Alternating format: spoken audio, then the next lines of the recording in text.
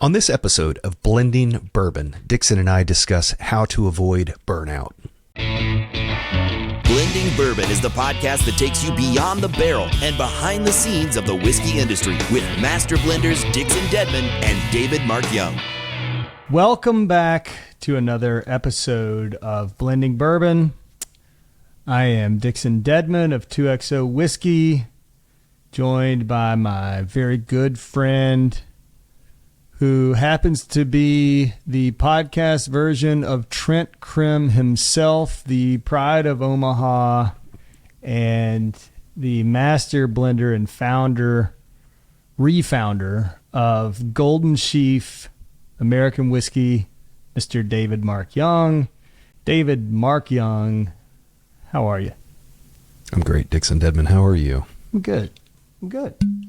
Oh, did you hear that? Wow. Yeah. Is that a good pop? Yeah. That was a good pop. It's podcast time. I don't have anything. I should have. Oh man. I brought Kool-Aid to a grown man's party. Well, I have water too. It's good to see you. Yeah, it's good to. I know. I feel like we've. I don't know. Life has kind of gotten in the way. Like, not lately, but you know what I'm saying. Yeah, things get busy. Where are you? You're in a hotel. Last time we tried this and it didn't work out, but I was in a hotel and you were making fun of my hotel room. Where are you? I'm in Columbus, Ohio. Oh, okay. Yeah. Fun. I had meetings. Yeah, a few. I'm heading east. So. Bring it. Finish. You know who I met with today? Greg Taylor from Hainer. Mm-hmm. Actually went to Hainer Distillery. Cool. Yeah, that was cool great. setup. Great. They're bottling some flavored vodka. They have some cool stuff going on. Some innovative things. Yeah, sat down, tasted some bourbons, of course. But yeah, good. You got big plans in Columbus, Ohio tonight. George Strait and I are hanging out.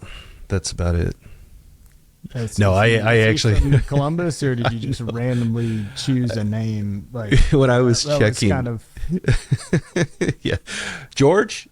No, when I was checking in, do you and George have a room with two double beds, or is it like one? Yeah, one two king? queens. Me, George, and two queens. Yeah, it's full house. You, George, and two queens. That sounds like that. Wow, I bet. That's a country song waiting to happen. Me, George, no, I two was queens. checking in, and they said the lady was really excited. She's like, "Oh, what are you in town? What are you in town for?" They've got some big Asian festival. George Strait's in town. Kiss is in town. Chris Ledoux. I think. Yeah. I don't know. She was really excited. In town. David Mark Young's in town. That's in town. Columbus is on fire. It is, yeah. No, just stopped here for the day, for the night. Had to set up podcast camp. Had to do it somewhere. I haven't figured out that true mobile, like as we go podcasting. That would be pretty cool. Probably need like a satellite. It sounded like it was going to be really easy and cool to do. When you bought these things and you were like, hey, here, you can take it with you. And I got, like, it fits in a suitcase. And I was like, okay, this will be super easy. And then I go travel and I got to take my bag. I have this case, this hard case that I have to check that fits up to like 8 bottles because I always have to take different things. And it's like, that's what I need, is to be that person waiting at baggage claim for 6 bags, and you have to get one of those rolly carts, and it's like it's a lot. Yeah, it is a lot. Yeah, a lot of baggage. This one worked out. This is good.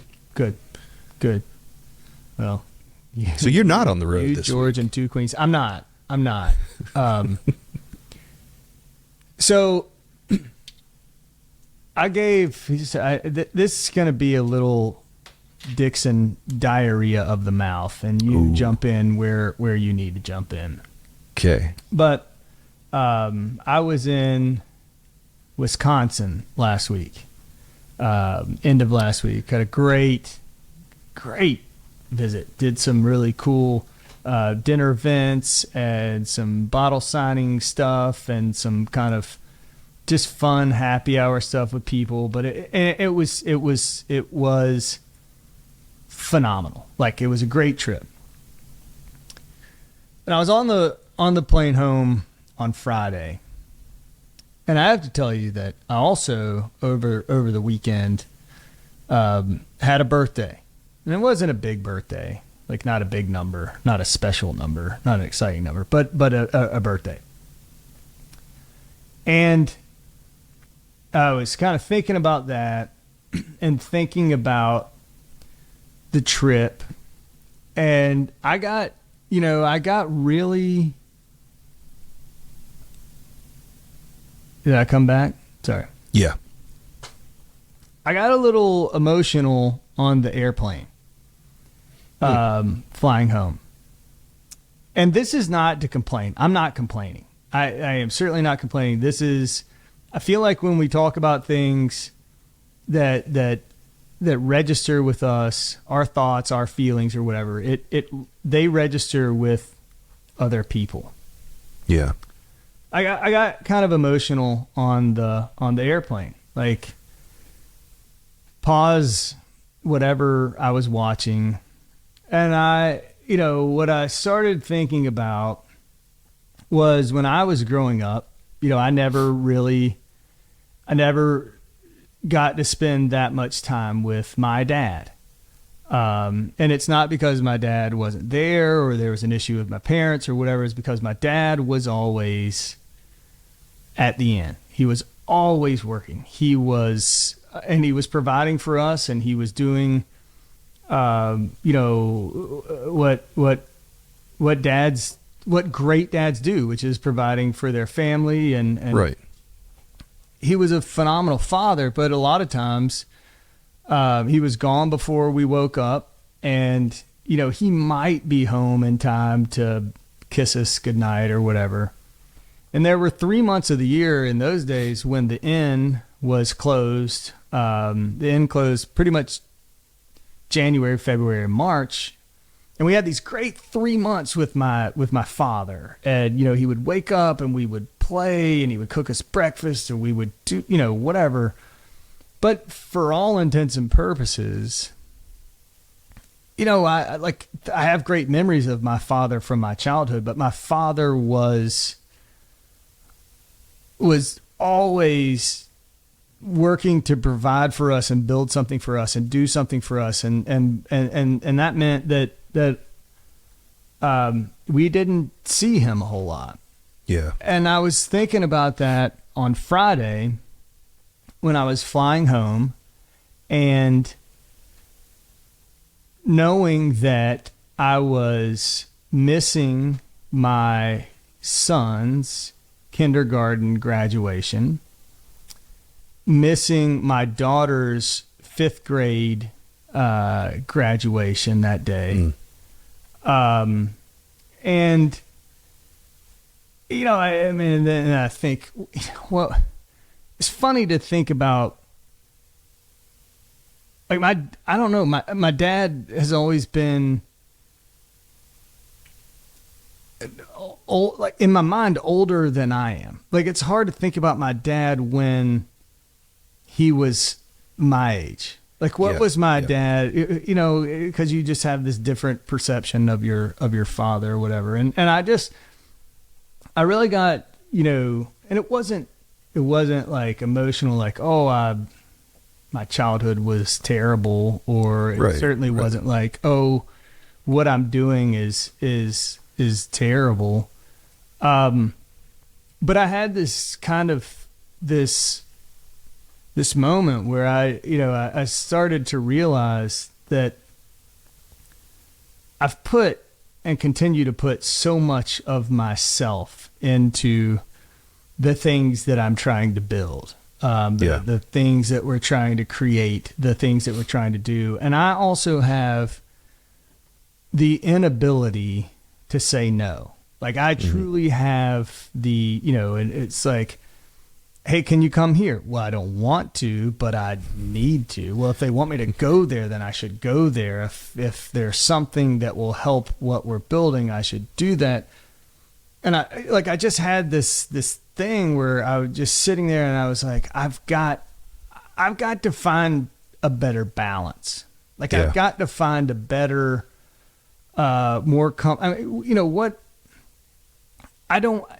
this is nothing against my father, because my father is my hero, and my father is couldn't have been a better father.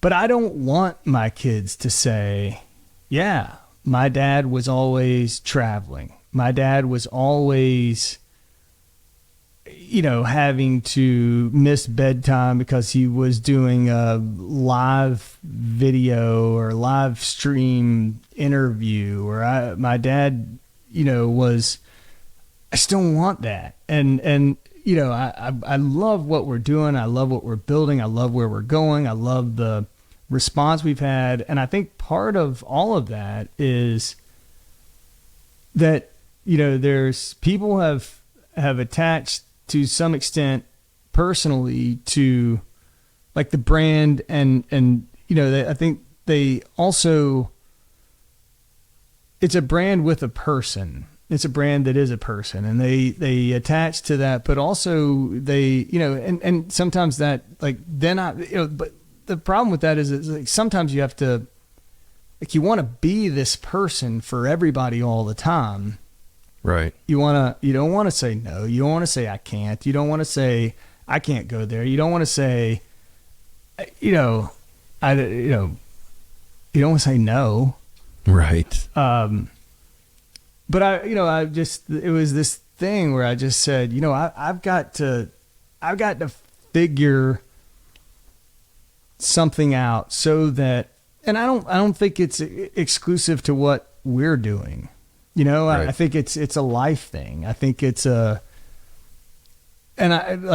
reached this point in my life where my kids somehow get so much older every day than they did when they were 2 and 3 and 4. Like they get so much older every day. I leave for 3 days and my kids are older.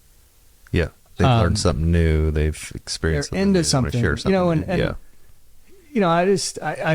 that's been my big thing. And I don't, it wasn't really necessarily like a birth, like, oh, I just hit, whatever. It was more like, man, I will not quit doing what we're doing or doing what I'm doing, but I've got to find a better way to be more present in the things that are really important, because 5 years from now, 10 years from now, am I going to look back and say, oh man, I had a great visit to Wisconsin? Or am I going to look back and say, damn it, I can't believe I missed that kindergarten graduation? Does that, right? So that was my. Yeah, I get it. Well, so real quick, for podcast sake, happy birthday. Happy late birthday. Yeah, thanks. We'll make this the Dixon birthday episode / therapy session.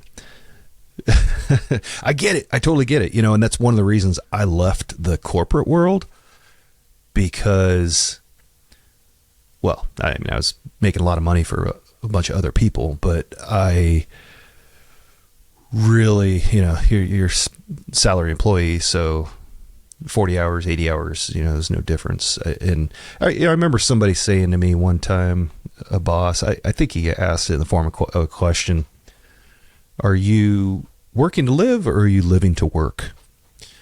And I'll never forget thinking about that for the first time. What the hell am I doing? Am I working to live? Am I working so that I can live, or am I living so that I can work? And it's a balance. It's, and you really, this is, I too have difficulty saying no.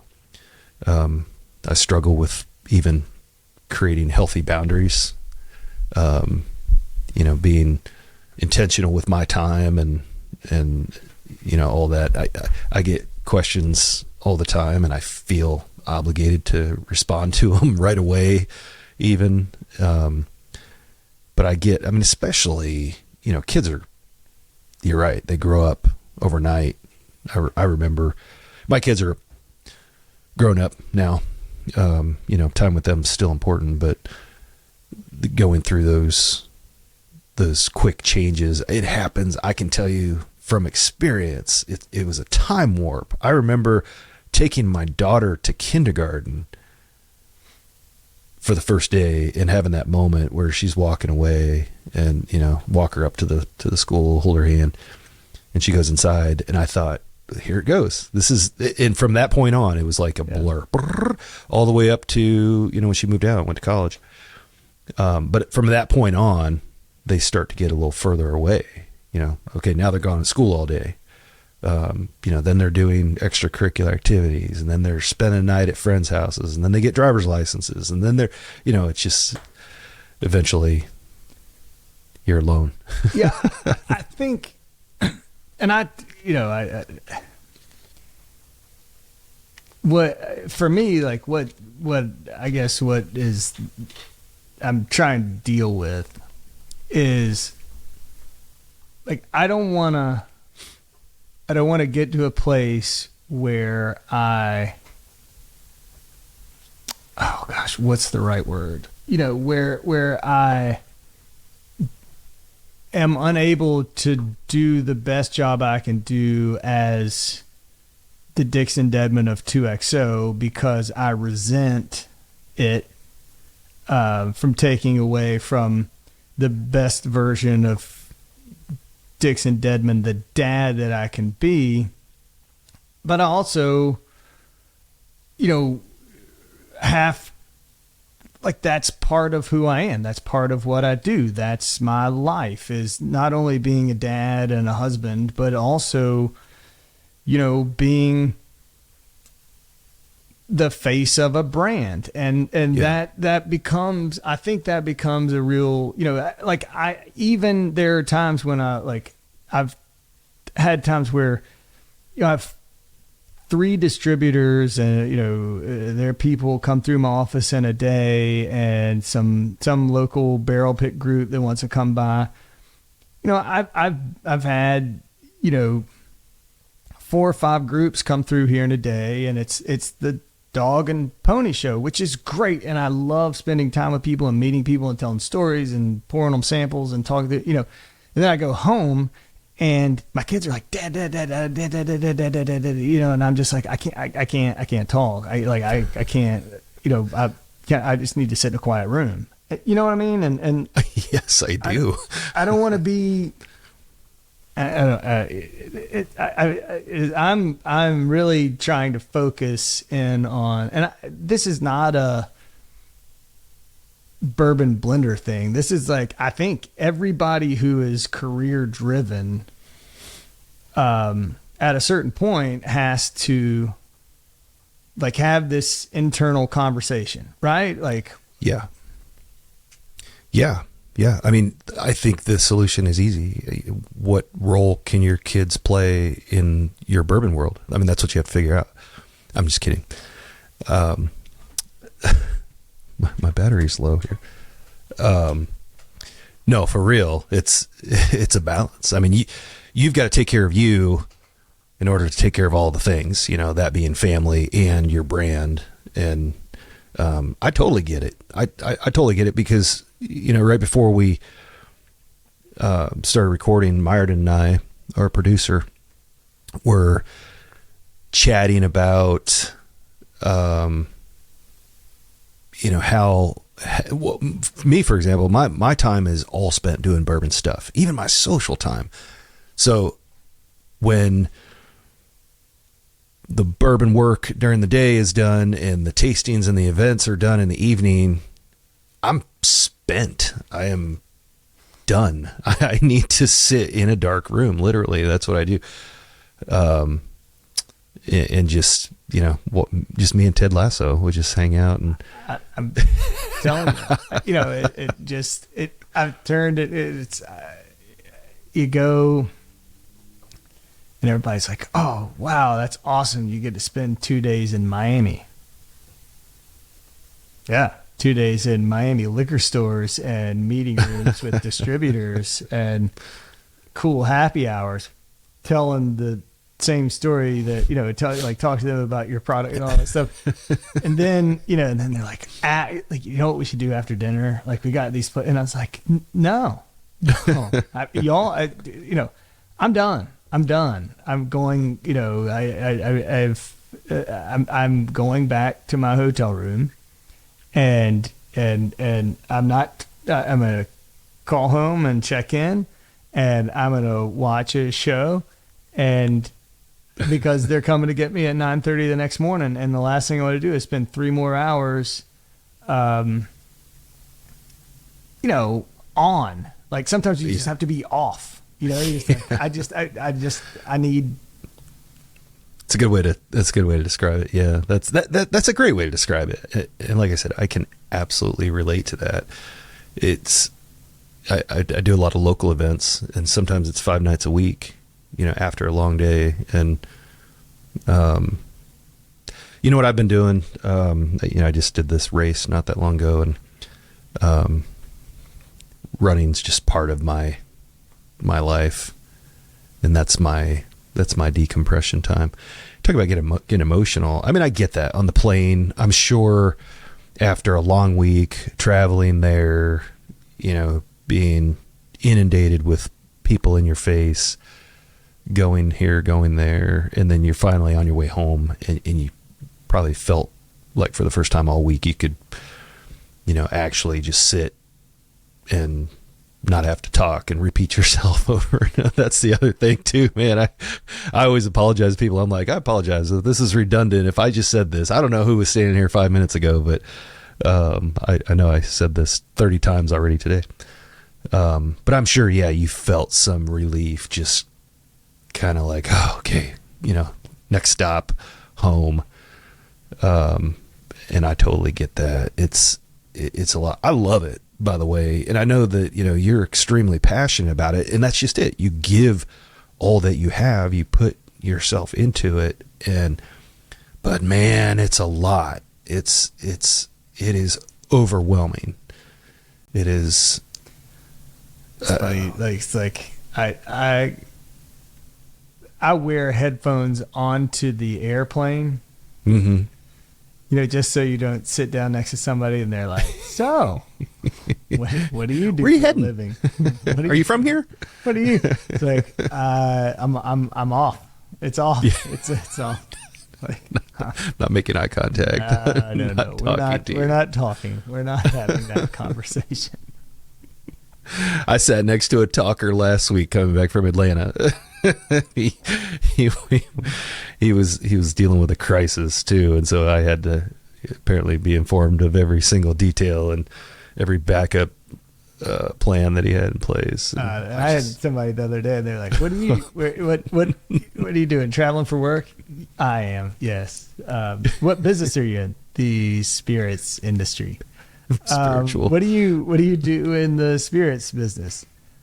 I'm in sales. And I just pulled out my iPad and started watching something. Yeah. Like, I need to review a contract. Leave me alone. We're not, I'm not doing this. I mean, that sounds so awful. And I hate the way that sounds. But, it's just, I don't know. I'm just I have a little break, and I'm excited about a little break. Not because I don't love those parts of it, but because, that like the home part of things, that also, like, spending time at home and spending time with my family and spending time, where I'm just that goofy dad, right? Or I'm just that annoying husband that doesn't, button and zip up his pants when he puts them in the dishwasher or in the washing machine or in the dirty clothes hamper. So they, I like when I'm just, I don't like that gives me the energy. It's like I'm home and recharging and building up. That fills your tank. Yeah. Some momentum to go back out again and to go again.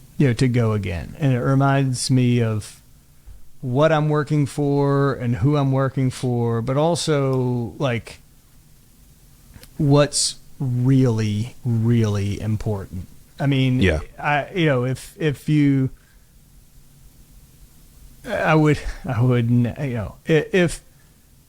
you took 2XO away from me and I had to become a pizza delivery man, but I still had my wife, my children, that comfort of them,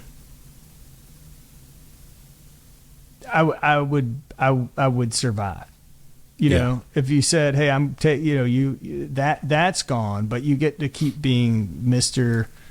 Bourbon guy," it would destroy me. And I think that's why I need that break. But it would just I've got to do a better job of finding that balance or medium. You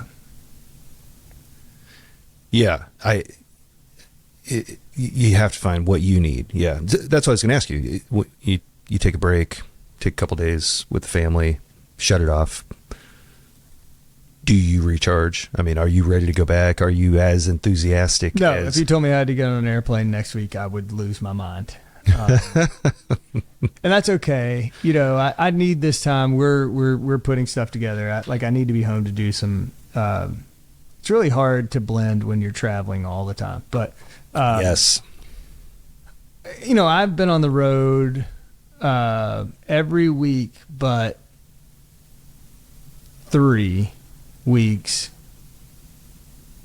and my kids' spring break, which we traveled for, since the second week of February, I think. Yeah. It's a lot of road time. It is, and I mean, it was great. It was great. We accomplished a lot. We did great. It was beneficial for sure. But like I finally, earlier this week, and it's almost like ceremonious to like take my toiletries out of my toiletry bag and put them on my sink, because even when I come home, I'm only home for 3 or 4 days, and I just live out of my toiletry bag because I'm just gonna stick it back in a suitcase in a couple days. Like it's like I can take my toothbrush unpack and my deodorant and my contact solution, and I can put it in this drawer, and I can put that thing away for a little bit.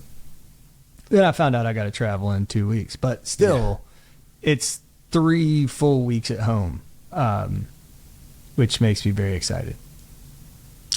Yeah, I imagine by the end of that time, you'll be raring to go again. And they will want me gone again. I think I've started to annoy them to the point they're like, "Dad, seriously, when do you travel again?" Yeah, when do you leave again?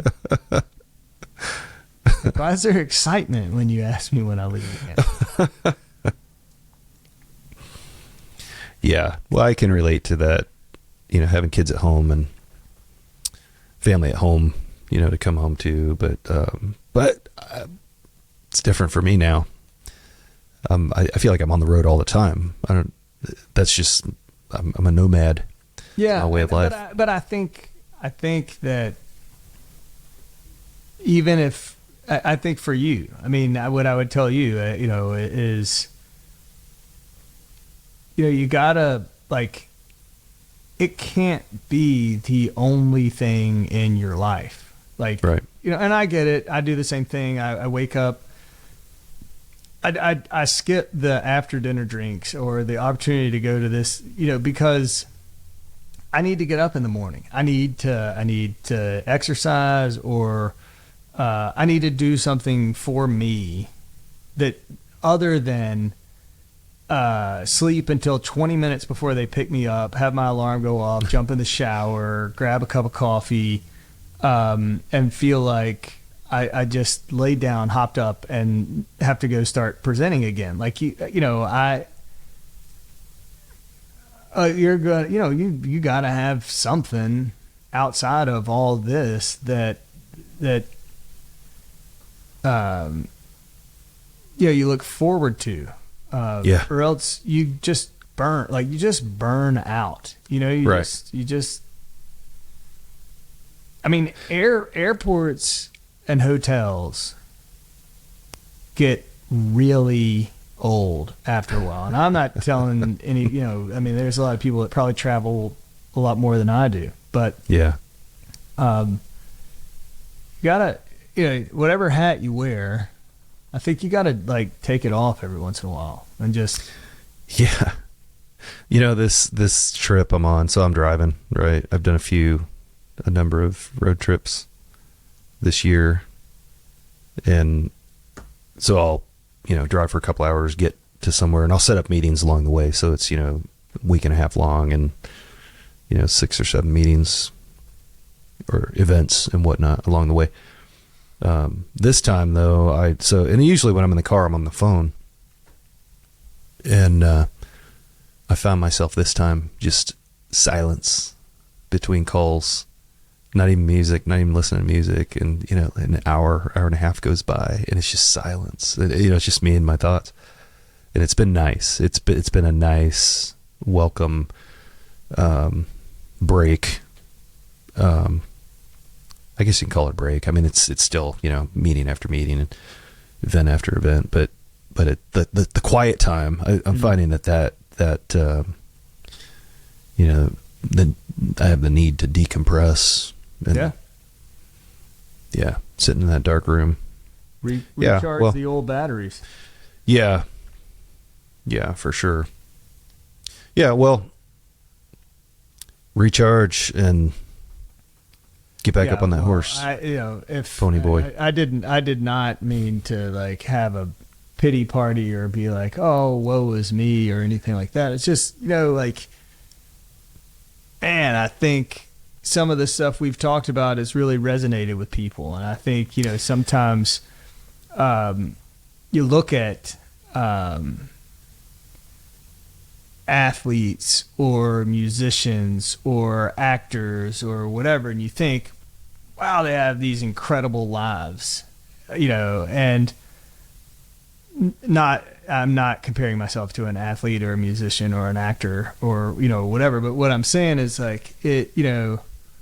can only imagine, what it's like to not have any privacy, to not have any downtime, to always be worried about who's taking a picture of you or catching you picking your nose or whatever, because it takes a toll on you. And sometimes, and you just have to find a way to not always have to be who you think people want you to be, but sometimes you just got to find time to just be you. And whether that's quiet time in the car or playing bad golf or,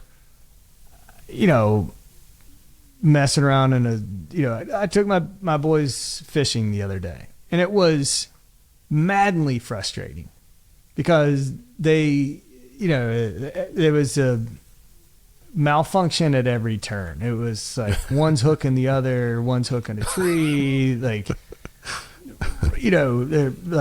bird's nests in the line, and one's and hell, they never, it doesn't happen until they get to the other side of where we are before, Mm-hmm. and then I thought, why should I just enjoy it? 5 years from now, they're not going to want to go fishing with me, and I'm Right. here and I'm with them and I'm spending time with them and I'm not FaceTiming them from a hotel hundreds of miles away. Like, Right. take that, enjoy that, cherish that, make those memories. And it builds, those memories, those laughs, like the goofy stuff they do. Like, it builds me up when I'm gone. Yeah. You reminded me of a quote that I had come across the other day. Right up that alley. That's not it. Basically, living, it's like the Ted Lasso thing, right? Living in the moment is a gift. That's why they call it the present. But gosh, so here you go. This quote: "You're constantly worrying about the next part of your life without realizing that you're right in the middle of what you used to look forward to." Which is kind of crazy to think about, right? Yeah. And so, you're talking about situations with your children, and I'm thinking back to when I used to have those, and I don't, yeah. And it's, That's a good one. Well, say that again. You're constantly worrying about the next part of your life without realizing that you're right in the middle of what you used to look forward to. That's fantastic. Yeah. That's a good way to end this epised. That it is a great way. That's Yeah. good. That's really good. I agree. I like that a lot. Thank you for that. Maybe, maybe we'll post that in the comments. Speaking of comments, don't forget to comment, like, share, subscribe. We've had a lot of feedback. We've had a lot of comments, and we're trying to keep up with it, but keep it coming in. We've got a lot of feedback. We've gotten a lot of really good feedback. I think the most common one is that people love this kind of stuff. People love the raw, the vulnerability, the transparency. This is the real deal. It's not, I love my life. I love all the things that I do, but it's a shit ton. It's a lot. And if you don't manage it well, then burnout is inevitable. And, so I'm glad that you're finding balance. That's the first step, is awareness of it, right? And then figuring out what you need. And, it just ebbs and flows, but Well, I give a big shout out in terms of that to our friend at the Bourbon and Rye Club, and that meant a lot. That he took kind of what we were talking about, and that spurred him to share something very powerful. Yeah. So yeah, there's a great write up. I appreciate the call out, the mention. he's a good dude. He's a really good dude. Yeah, really good. Awesome. Well, take care of yourself, brother. Get some rest. Absolutely. Going into Memorial Day weekend. We'll talk again soon. Sounds great. All right. Cheers, bro.